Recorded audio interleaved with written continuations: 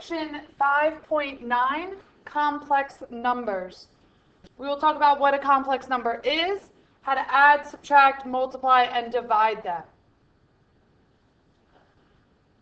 Now, up until this point, we could not take the square root of a negative number, but now we can, because we can define the square root of -1 as I. So if I square that equation that I just underlined, if I square both sides, then I get the equation above it. I squared equals -1. We will use this fact a lot, and we will end up substituting in for those different entities. Example 1, simplify the square root of -18. Well, the square root of -18 can be rewritten as -1 times 3 squared times 2. Now I know that also can be broken apart as the square root of -1 times the square root of 3 squared times the square root of 2. The square root of -1 is I. The square root of 3 squared is 3, so I get 3i. Square root of 2 cannot be simplified. I can also apply this logic when working with variables. In part B, the square root of -125x to the 5th can be rewritten as -1 times 5 squared times 5 times x squared squared times x. I can pull out the -1, the 5 squared, and the x squared squared. That gives me 5x squared I with a 5x remaining under the radical. Now, when multiplying with i's, we will treat I as if it's a variable.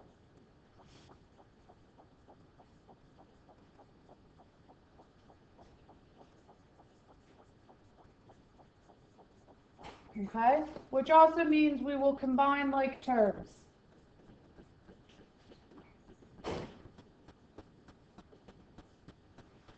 So in A, -2i times 7i, I get -14i squared. But remember that I squared equals -1. So I can substitute -14 times a -1, which gives me that just 14. Part B, the square root of -10 times the square root of -15. We want to simplify our radicals first.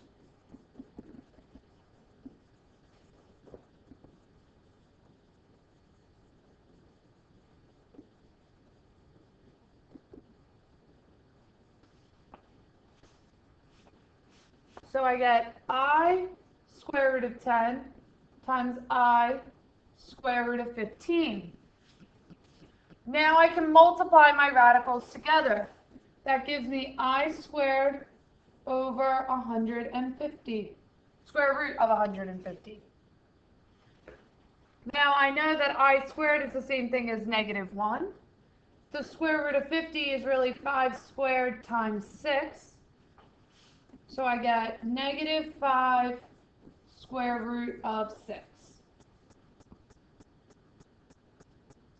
Now we can look at any power of I. I to the first is I squared is -1 by the definition. I cubed could be thought about as being I squared times I. Well, I know I squared is -1 times I, so I to the cubed is -I. I to the 4th can be thought about as being I squared squared. So since I squared is -1 and I square it, I get a +1 back out. All of these can be performed in this same manner. But there is also a pattern. Every 4th term, this pattern repeats. So I to the 5th is I to the 6th is -1, I to the 3rd is I to the 7th is -I, and I to the 8th is 1. Pattern repeats again. I to the 9th is I to the 10th is -1, I to the 11th is -I, and I to the 12th is 1. Now, I'm not expecting you to remember this, but it's just good to know that these are the only options that I can get. So if I want to simplify I to the 45th, I can think about I to the 45th as being I to the 44th times I. I to the 44th is really I to the 22nd squared. Oops, flip it. Really I squared to the 22nd times I. Then substitute -1 to the 22nd times I. -1 to any even power is just a +1. So this gives me a +1 times I, or more simply, just I. Now, since I know about the complex numbers, I can solve any equation. So if I want to solve this equation, I get 3x squared equals -48. So then I get x squared equals -16. Then at this point, we would stop because I can't take the square root of a negative number, but now I can. X equals positive or negative the square root of -16, which means x equals positive or negative 4i.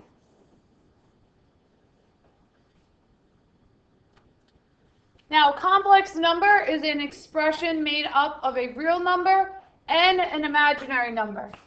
Generically, it's a plus bi, where a is my real number and bi is my imaginary number. Now, the Venn diagram at the right shows the complex number system. Basically, if b is 0, the complex number is a real number, so I fall into the real numbers. If b is not 0, then the complex number is imaginary. If a is 0, then the complex number is purely imaginary, meaning that there is no real part to it. Now, if you remember, within the real numbers, I also had my irrationals, my rationals, my integers, my whole, and my natural. So the imaginary numbers are completely separate from your real numbers. So find the values of x and y that make the equation true. Well, in order to start this, I want to simplify. I don't really have to simplify the left-hand side. What I want to think about is 2x minus 3 is the real part. Y minus 4 is the imaginary part. So I need the real part on the left-hand side to equal the real part on the right-hand side, and the imaginary part on the left to equal the imaginary part on the right. So I have 2x minus 3 equals 3, and then I have y minus 4 equals 2. So I have 2x equals 6, so x would have to be 3, and y would have to be 6 in order to make this equation true. Now, when we add or subtract complex numbers, again, treat your I as a variable and just combine your like terms. So I would have 6 minus 4i plus 1 plus 3i. Combining my real parts, I get 7.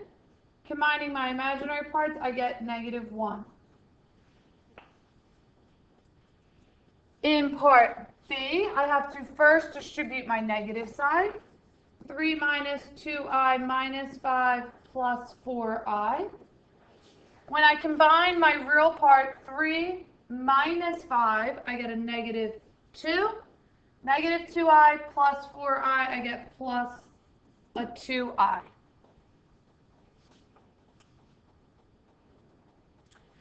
Complex conjugates. Complex conjugates are very similar to conjugates when we were dealing with radicals, except this time I have i's. So if I'm given a plus bi, the conjugate of that would be a minus bi. Now, just with radicals, we use the conjugate to get rid of my radical in my denominator. Same thing applies here. I don't want I in my denominator. Okay? So in order to remove I from my denominator,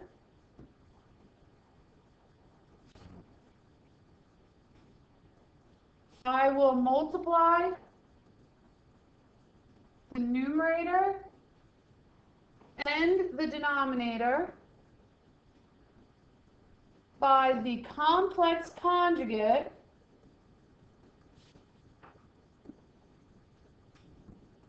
of the denominator.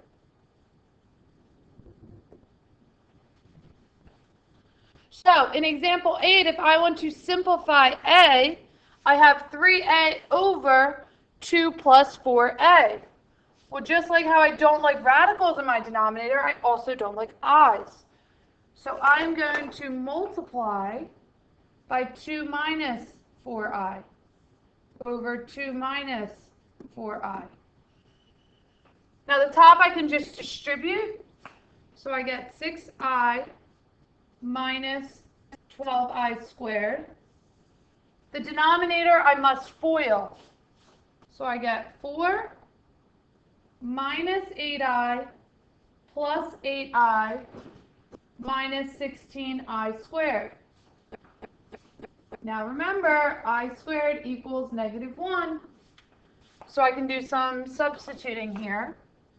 So I get 6i minus 12 times -1 over 4 minus 16 times the -1. So I get 12 plus 6i over 20. Now, whenever I write a complex number, I have to have the real number completely separate from the imaginary part. So I need to separate my fraction and think about it as 12 over 20 plus 6 over 20i. And then I want to reduce each fraction. So the first part can be divided through by 4. So I get 3/5 plus 6/20 can be divided by 2. So I get 3/10i.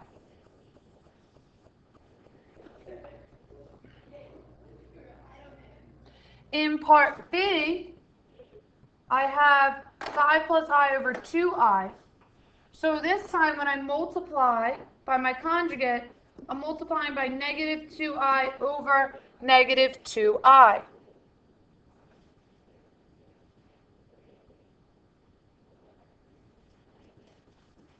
So I end up getting -10i minus 2i squared over -4i squared. Now remember, I squared equals -1, so I get -10i plus 2 over 4. Now I want to separate my real part, 2 over 4 minus 10 over 4i. So then I can reduce, and I get 1/2 minus 5/2 I.